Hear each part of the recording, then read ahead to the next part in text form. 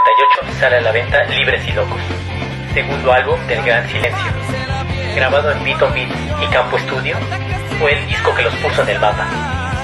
Incluye temas que la banda ya venía tocando desde casi 6 años atrás, los cuales fusionan ritmos tan variados como el rock, el ska, la cumbia, el rap y la música norteña, entre otros.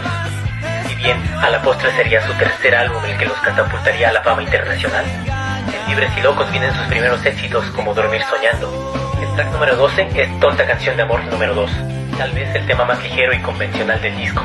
Incluida originalmente en su primer álbum, es de esas rolas que ya venían tocando desde los inicios de la banda. Pronto se convirtió en una de las favoritas del público. Y es que a quien no se le ha encrispado la piel como cuando el frío ataca sin avisar, al recibir el rechazo de la persona amada.